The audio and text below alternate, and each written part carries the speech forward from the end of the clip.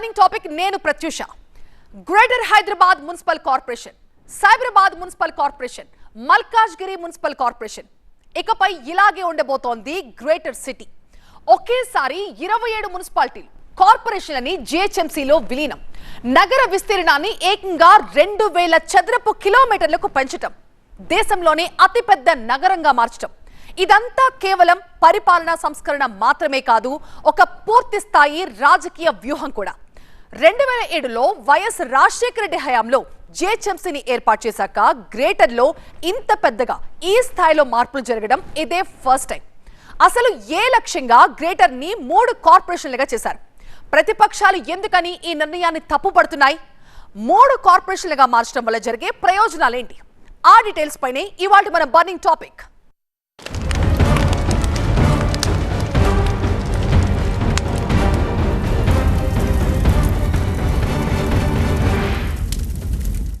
Greater ని 3 కార్పొరేషన్లుగా విభజించారు. అందులో ఒకటి జిహెచ్ఎంసీ. ఆ కార్పొరేషన్ కి సంబంధించిన కంప్లీట్ డీటెయిల్స్ ని నా కొలీగ్ నేత్ర అందిస్తారు. ఓవర్ టు యు నేత్ర. Greatest GHMC greater Hyderabad municipal corporation గురించి డీటెయిల్ గా చూసేద్దాం.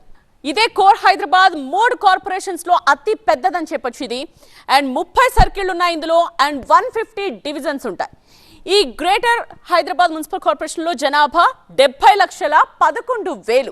సో భవిష్యత్తులో అంటే అతి త్వరగా 1 కోటి మంది జనాభాను కలిగి ఉండే కార్పొరేషన్ గా ఇదే రికార్డ్స్ కి కూడా ఎక్కబోతోంది. 3 కార్పొరేషన్స్ లో ఎక్కువ జోన్స్ ఉండే కార్పొరేషన్ ఇది. మొత్తం 6 జోన్స్ ఉంటాయి ఇందులో. సో ఆ జోన్స్ ఏంటి అన్న చూద్దాం డీటెయిల్ గా. GHMC zones Khairatabad, Charminar, Golconda, Rajendra Nagar, Shamshabad and Secunderabad. So కాస్త డీటెయిల్ గా వెళదాం. సో ఒక్కో జోన్ లో ఉండే సర్కిల్స్ ఏంటో కూడా డీటెయిల్ గా మీకు చూపిస్తాం. సో ముందుగా గోల్కొండ చూద్దాం. గోల్కొండ జోన్ లో సర్కిల్స్ ఎన్ని ఉన్నాయో మనం చూస్తూ ఉన్నాం. గోషామహల్, అలాగే కార్వాన్, గోల్కొండ, మెహదీపట్నం, మాసప్టా, ఇవన్నీ ఇక్కడ సర్కిల్స్ అన్నమాట. సో వీటితో పాటు నెక్స్ట్ సికింద్రాబాద్ కూడా చూసేద్దాం. ఇందులో కూడా 5 సర్కిల్స్ ఉన్నాయి. అవేంటో ఒకసారి డీటెయిల్ గా చూద్దాం. కవాడిగూడ, ముషీరాబాద్, అంబర్పేట్, తార్నాక, మెట్టుగూడ. సో ఇవి సికింద్రాబాద్ లో circles. And coming to Shamshabad zone, ఈ జోన్ లో 4 సర్కిల్స్ చేర్చారు. అవేంటి ఒకసారి చూడొచ్చు. ఆదిపట్ల, బడంగ్పేట్, జల్పల్లి అండ్ శంషాబాద్. ఇక చార్మినార్ జోన్ లో కూడా 5 సర్కిల్స్ ఉన్నాయి. సో అవేంటి అన్నది కూడా డీటెయిల్ గా చూసేద్దాం. సంతోష్ నగర్, యాకుత్పురా, మలక్పేట్, చార్మినార్, అలాగే ముసరంబాగ్, ఇవి ఇక్కడ సర్కిల్స్. అండ్ ఖైరతాబాద్ జోన్ లో 5 సర్కిల్స్ ని చేర్చారు. అవేంటో కూడా డీటెయిల్ గా చూసేద్దాం. So Khairatabad zone and circles ఇవి. ఖైరతాబాద్, జూబ్లీహిల్స్, బోర్బండ, యూసఫ్ కూడా అండ్ అమీర్పేట్. ఇక రాజేంద్ర నగర్ జోన్ లో 6 సర్కిల్స్ ఉన్నాయి. అవేంటో డీటెయిల్ గా చూద్దాం. సో రాజేంద్ర నగర్, అత్తాపూర్, బహదూర్పుర, ఫలక్నుమా, చాంద్రయాన్ గుట్ట, అలాగే జంగంమెట్, ఇవి ఇక్కడ సర్కిల్స్. జిహెచ్ఎంసీలో సీఎం క్యాంప్ ఆఫీస్, అలాగే సీఎం నివాసంతో పాటు సెక్రటేరియట్, అసెంబ్లీ, కౌన్సిల్, అలాగే ఎయిర్పోర్ట్. సో ఇలా కీలక ప్రాంతాలను ఇందులో కలిపారు. ఇదే జిహెచ్ఎంసీ కోర్ పరిధిలోకి ఇటు చార్మినార్, ఖైరతాబాద్, ఓల్డ్ సిటీ ప్రాంతాలను కూడా చేర్చారు.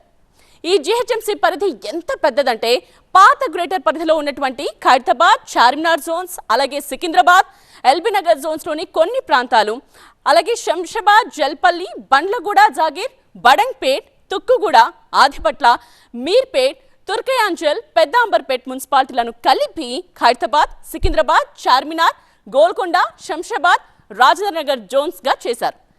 ఈ జిహెచ్ఎంసీలోకి వచ్చే అసెంబ్లీ నియోజకవర్గాలు ఏంటో కూడా డీటెయిల్ గా చూద్దాం. సో అవివే ఖైరతాబాద్, జూబ్లీహిల్స్, ముషీరాబాద్, మలక్పేట్, అంబర్పేట్, సనత్ నగర్, నాంపల్లి, అలాగే కార్వాన్.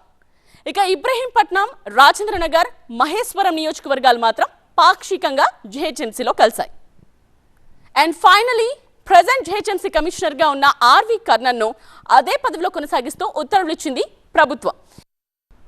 ఐటీ కారిడార్ మొత్తాన్ని ఒకే కార్పొరేషన్ గా చేసింది ప్రభుత్వం. 3 కార్పొరేషన్లలో జిహెచ్ఎంసీనే పెద్దదైనప్పటికీ ఆదాయంలో టాప్ మాత్రం సైబరాబాద్ కార్పొరేషన్ అవుతుంది. సో సిఎంసీ గురించి కంప్లీట్ పిక్చర్ ని మా కలీగ్ పూర్ణిమ మీకు అందిస్తారు. Over to you Purnima. Next is Cyberabad corporation, CMC. Cyberabad municipal corporation, ఈ కార్పొరేషన్ లో 16 సర్కిళ్లు, 76 డివిజన్లు, జనాభా మొత్తం 31,11,000.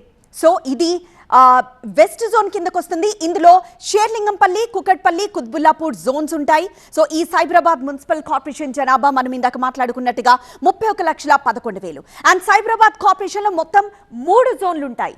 సో ఆ మొత్తం 3 జోన్లలో అందులోని సర్కిల్ సంగతి ఏంటి అని కూడా చూద్దాం ఒకసారి. ముందుగా షేర్లింగంపల్లి, ఈ జోన్ లో నార్సింగి, పటాన్ చెరు, అమీన్పూర్, మియాపూర్, షేర్లింగంపల్లి ఇవి సర్కిల్స్ ఉంటాయి. ఇక కుకట్పల్లి జోన్ కి వెళ్దాం. ఇందులో మాదాపూర్, ఆల్విన్ కాలనీ, కుకట్పల్లి, మూసాపేట్ ఈ సర్కిల్స్ ఉన్నాయి. ఇక కుత్బుల్లాపూర్ జోన్ చూద్దాం.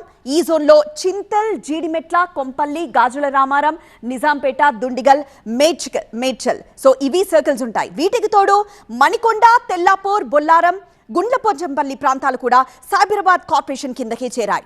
సో ఇక సైబరాబాద్ కార్పొరేషన్ పరిధిలో IT corridor and hitech city ఉండబోతున్నాయి. ఐటీ కారిడార్ కోసం టోటల్ గ్రేటర్ హైదరాబాద్ కే హార్డ్ జోన్ అయినటువంటి ఈ ప్రాంతంలో పరిపాలన మరింత సమగ్రంగా ఆర్గనైజ్ చేయడం కోసం ఈ సైబరాబాద్ మున్సిపల్ కార్పొరేషన్ తీసుకొచ్చారు. ఇక సైబరాబాద్ కార్పొరేషన్ లో ఉండే అసెంబ్లీ నియోజకవర్గాల కిందకి ఏమేమి వస్తాయో మనం చూద్దాం. సో షేర్లింగంపల్లి, కుత్బుల్లాపూర్ ఈ 2 నియోజకవర్గాలు పూర్తిగా కలిసిపోయాయి.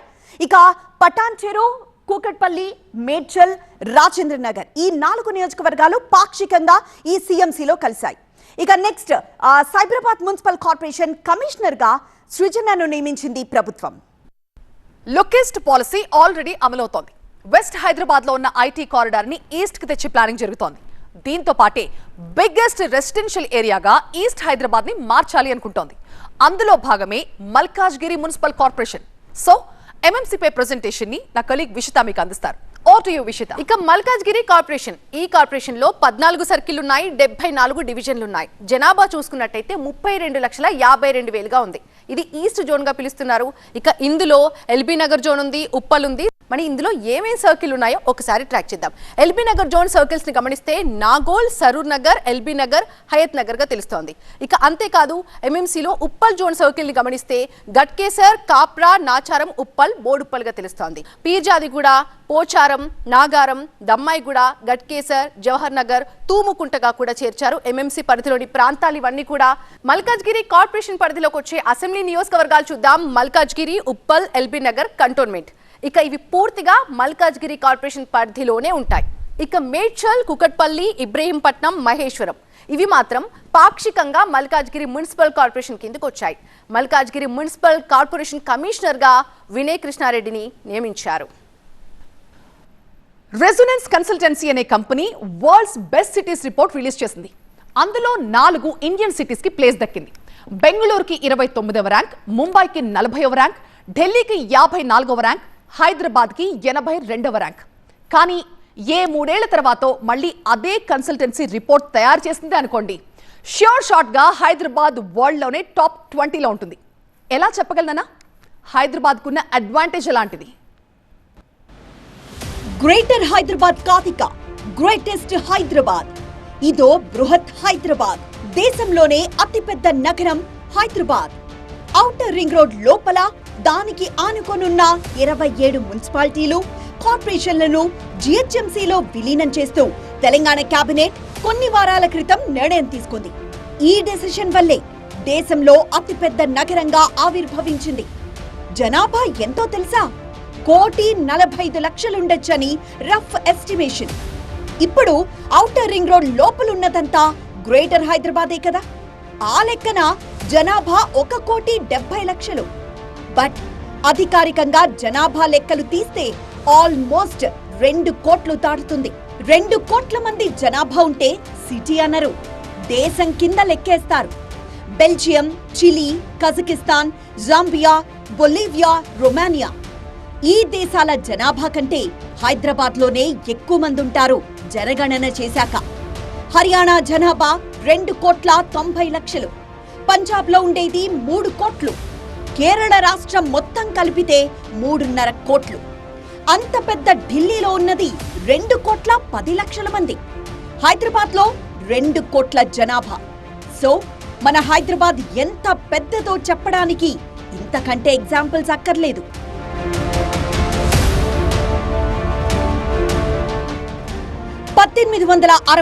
లో ఏర్పాటైంది హైదరాబాద్ మున్సిపాలిటీ. అప్పుడున్న జనాభా జస్ట్ 3.5 లక్షలు, విస్తీర్ణం జస్ట్ 55 కిలోమీటర్లు. 1933 నాటికి కార్పొరేషన్ అయింది. 2007లో జిహెచ్ఎంసీ అయింది. 650 చదరపు కిలోమీటర్ల జిహెచ్ఎంసీ ఇప్పుడు 2000 చదరపు కిలోమీటర్లకు పెరుగుతోంది. విస్తీర్ణంలో బృహత్ ముంబై కార్పొరేషన్ ను దాటి బిగ్ సిటీగా మారింది Hyderabad. Mumbai city plus suburban కలిపి కేవలం 603 చదరపు కిలోమీటర్లే.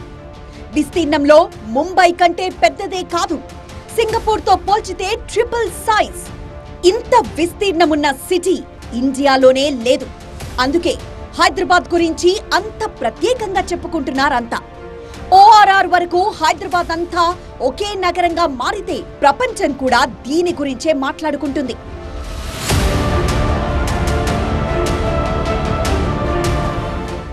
బొడ్రాయి ముహూర్తంలో ఏం మహత్తుందో కానీ హైదరాబాద్ మహానగరంలోనే ఏదో మ్యాజిక్ ఉంది. అదో అక్షయ్ పాత్ర విస్తరిస్తూనే పోతోంది. ఎంతమంది వచ్చినా ఇంకా ప్లేస్ ఉంది అని చూపెడుతూనే ఉంది. బతుకు తెరువు కోసం వచ్చిన వారినల్లా అక్కున చేర్చుకుంటోంది. బిజినెస్లు పెడతాం అనే వారికి బోలెడు అవకాశాలు కల్పిస్తోంది. ఉత్తరాది నుంచి కొన్ని కమ్యూనిటీలు వచ్చి స్థిరపడ్డా వారి నోటి నుంచి కూడా ఏ హమారా హైదరాబాద్ అని పిలిపించుకుంది. భారత్ ను ఒక్క రోజులో చూడాలనుకునేవారు హైదరాబాద్ ను చుట్టేస్తే చాలు. అందుకని హైదరాబాద్ అవకాశాలకు గాని. హైదరాబాద్ మోస్ట్ హ్యాపెనింగ్ సిటీ, ఇప్పుడు వరల్డ్ బెస్ట్ సిటీస్ లో టాప్ 100 లో ఒకటి. World fastest growing cities list లో 4th place Hyderabad. Best city in India for quality of living, కొన్నేళ్లుగా Hyderabad first rank. Environment, quality of life, governance ఈ అంశాలపై ఆక్స్ఫర్డ్ రూపొందించిన గ్లోబల్ సిటీస్ ఇండెక్స్ లో ఉన్న సిటీ హైదరాబాద్. గ్లోబల్ లెవెల్లో స్మార్ట్ సిటీస్ ఇండెక్స్ లో ఒకటి హైదరాబాద్. హై లివబిలిటీ ఇండెక్స్ లో top Hyderabad. Tree city of the world Hyderabad.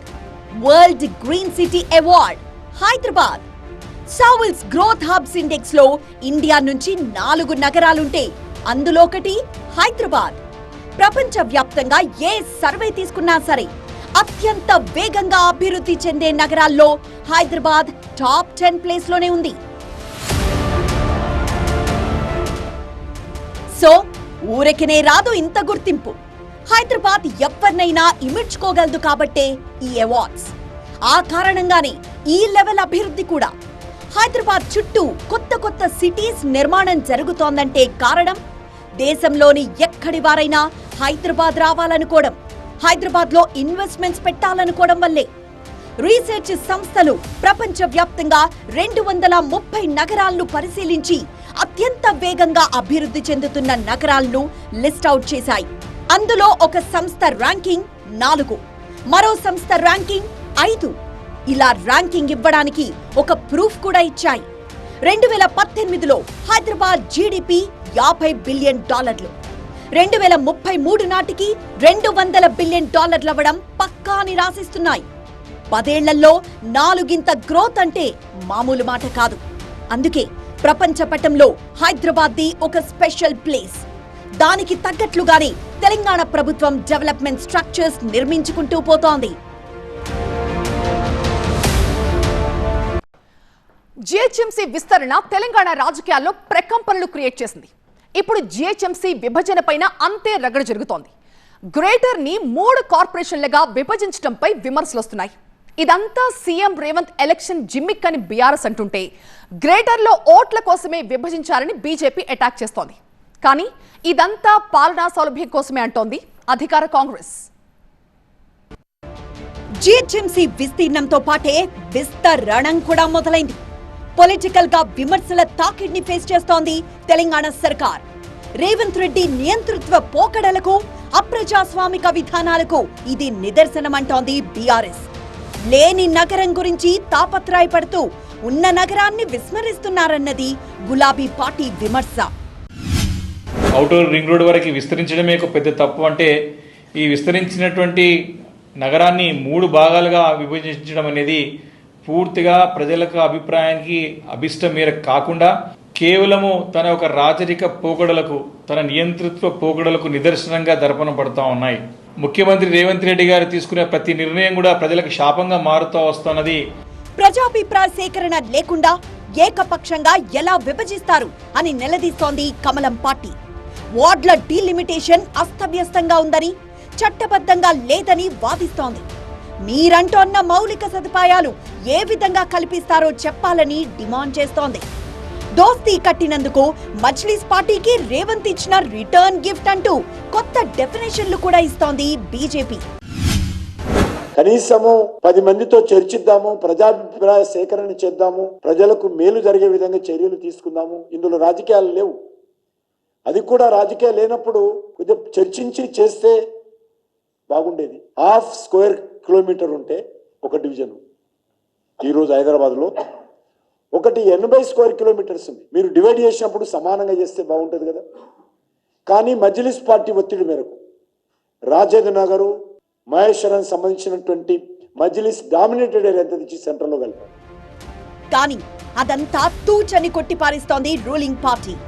గతంలో హైదరాబాదీల కష్టాల వైపు కన్నెత్తైనా చూడని కారు పార్టీకి ఇప్పుడు జిహెచ్ఎంసీ గురించి మాట్లాడే హక్కుందా అని నిలదీస్తున్నారు కాంగీయులు. ఇంత పెద్ద మహానగరాన్ని, దాదాపు 1,20,00,000 మంది పైచిలకు నివసించే ఈ ప్రాంతాన్ని ఎవరైనా ఏ సమస్య వచ్చినా నేరుగా వాళ్ళ యొక్క ప్రాంతీయ కార్యాలయానికి పోయే అవకాశం ఉంది. కాబట్టి ఇది ప్రజలకు వెసులుబాటుతో పాటు వేగవంతమైన నిర్ణయాలు తీసుకోవడానికి కూడా అవకాశం ఉంటుంది కౌన్సిల్స్ కూడా. కాబట్టి దీన్ని ప్రజలందరూ స్వాగతించాల్సిన అవసరం ఉంది. జిహెచ్ఎంసీ విస్తరణ, ఆ తర్వాత విభజన, పక్కా ఎలక్షన్ జిమ్మిక్ అంటున్న బీఆర్ఎస్ తమ వర్షన్ ని ఎస్టాబ్లిష్ చేసే ప్రయత్నంలో బిజీగా ఉంది. హైదరాబాద్ అర్బన్ ఓట్ బీఆర్ఎస్ వైపు ఉండడం, గత అసెంబ్లీ ఎన్నికల్లో కాంగ్రెస్ కు పేలవమైన ఫలితాలు రావడంతో రేవంత్ సర్కార్ విస్తరణ డ్రామా మొదలుపెట్టిందంటూ ఇప్పటికే భాగ్యనగర వాసుల్లో అవేర్నెస్ తీసుకొచ్చేందుకు చెమటోడుస్తోంది. గ్రేటర్ పోరులో గెలుపు కోసం కాంగ్రెస్ పార్టీ వేసిన కొత్త పాచిక అంటూ ఆరోపణలు అందుకున్న అపోజిషన్ ని కాంగ్రెస్ పార్టీ ఎలా ఎదుర్కోబోతోంది? మరో 6 నెలల్లో రాబోయే జిహెచ్ఎంసీ ఎన్నికల్లో గ్రేటర్ విభజన ఎంత మేరకు ప్రభావం చూపుతుంది? ప్రస్తుతానికి ఇది మిస్టరీనే.